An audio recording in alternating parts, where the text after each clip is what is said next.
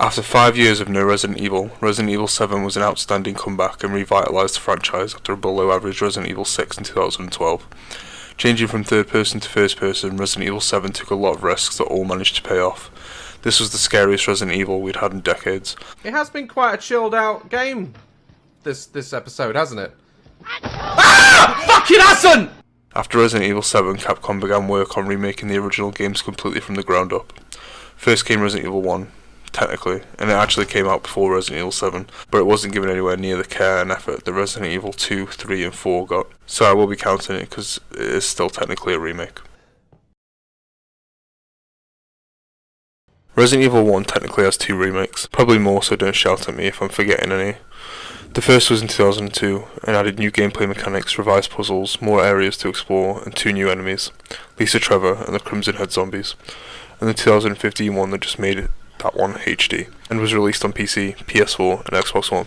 The first Resident Evil remake is a very good remake, but nowhere near the levels of the following 3. The main thing that holds it back is that it kept the fixed camera angles, even in the 2015 version, so it just ends up feeling like a shiny version of the original with a DLC installed that adds new stuff.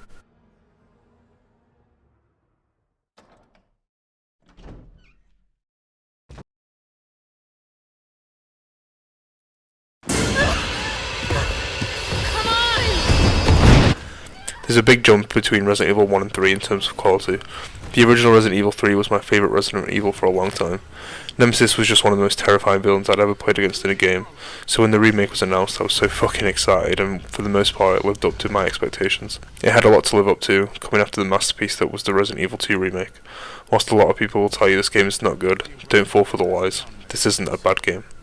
The graphics improved a lot from Resident Evil 2, lots of different difficulties to choose from, fun fast gameplay, and this new version of Nemesis somehow looks even more terrifying than the original.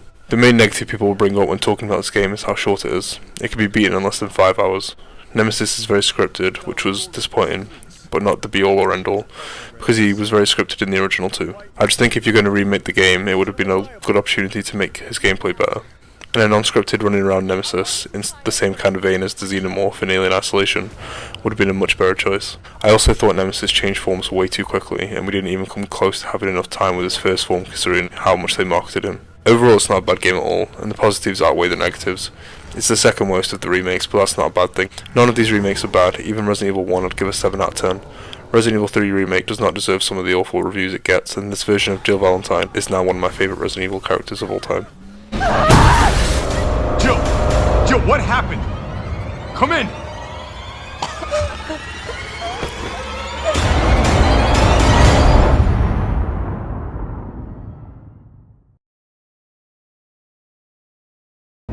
You're here looking for someone? The Resident Evil 4 Remake, and what is obviously number 1 by the process of elimination, the Resident Evil 2 Remake, are both masterpieces in not only remakes, but survival horror video games in general, and they could switch places easily depending on how I feel on that day. On this day, Resident Evil 4 is second. It makes clever changes that give all the characters more screen time and let their stories breathe, whilst also keeping a perfect pace. New mechanics such as the parrying, which makes you feel like a total badass and is really fun when you pull it off right. Capcom have outdone themselves completely, and if Resident Evil 5 is the next remake to come out, I hope they can put that game in a better light and make it loved, since it's one of my favourite Resident Evil games, purely based on the nostalgia I have towards it. My personal choice for the next remake is Dino Crisis though. Capcom, please. We need a scary dinosaur game again. I'm gonna get you home safe. You can stop right there. Ada? Who are you? And what are you doing here? My faithful disciple will show her the path. Ashley, run!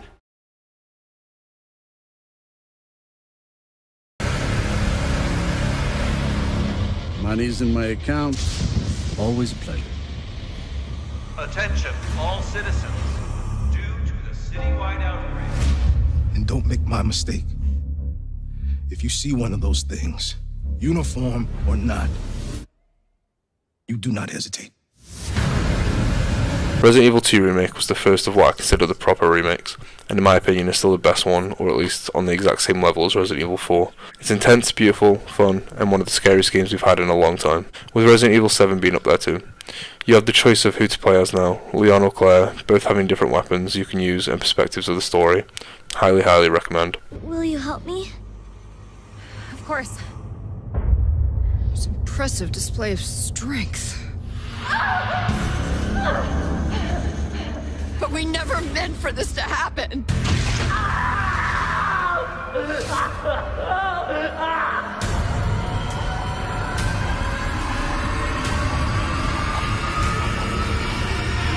It's coming. It's coming back.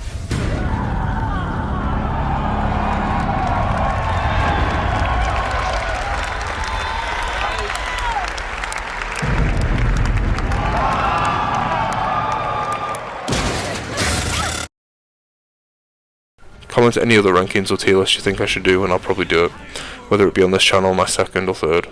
All three are linked in the description. So go subscribe, and goodbye.